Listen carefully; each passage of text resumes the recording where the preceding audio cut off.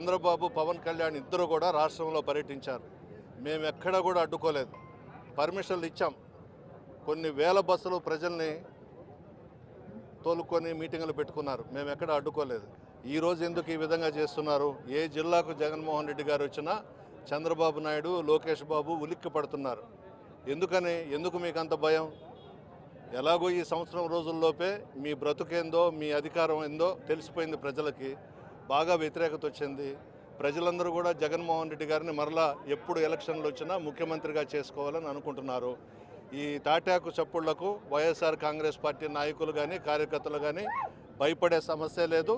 ఈరోజు జిల్లా మొత్తం రోడ్ల మీదకి వచ్చింది. జగన్మోహన్ రెడ్డి గారికి బ్రహ్మరథం పడుతున్నారు.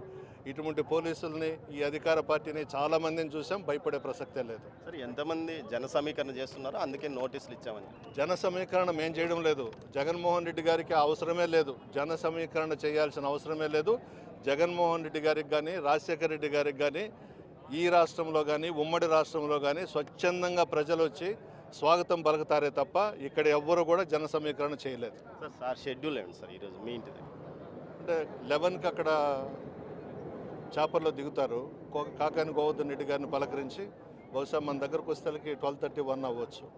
సార్, గతంలో మా మీద మమ్మల్ని అనేక ఆంక్షలు విధించినా ఇప్పుడు ఫ్రీగా వదిలేస్తున్నామని టీడీపీ కూటమి ప్రభుత్వం అంటుంది. ఎక్కడ ఫ్రీగా వదులుతున్నారు? మేము వదిలేసాము చంద్రబాబు నాయుడిని, పవన్ కళ్యాణ్ని. మా జగన్మోహన్ రెడ్డి గారు కానీ, మా ప్రభుత్వం కానీ మేము అనుకోని ఉంటే అసలు చంద్రబాబు కానీ, పవన్ కళ్యాణ్ కానీ తిరుగుండేవాళ్ళ?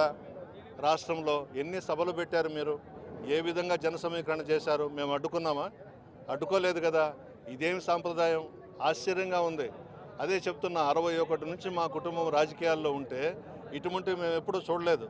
నేను 6 సార్లు ఎమ్మెల్యేగా గెలిచా, మంత్రిగా చేశా. నన్నే ఇక్కడ ఉండేదానికి లేదు, వెళ్ళిపోమంటున్నారు. నేను పోను, మీరు అరెస్ట్ చేస్తే చేసుకోండి అని చెప్పినాను.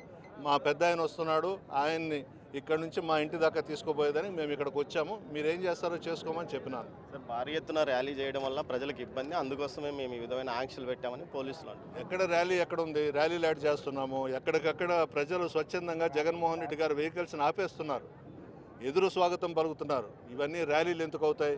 ఇప్పుడు ఇదేమన్నా పెద్ద ర్యాలీయా? హాస్పిటల్ నుంచి మా ఇంటి దాకా ర్యాలీ ఏం కాదు కదా. అది వాళ్ళ అభిమానం. జగన్మోహన్ రెడ్డి గారన్నా, రాజశేఖర రెడ్డి గారన్నా నాయకుల్లో, కార్యకర్తల్లో, ప్రజల్లో బ్రహ్మాండమైనటువంటి అభిమానం ఉంది. అందుకే ఈరోజు అందరూ రోడ్ల మీదకి వచ్చారు, ఎన్ని ఆంక్షలు పెట్టినా కూడా. Thank you.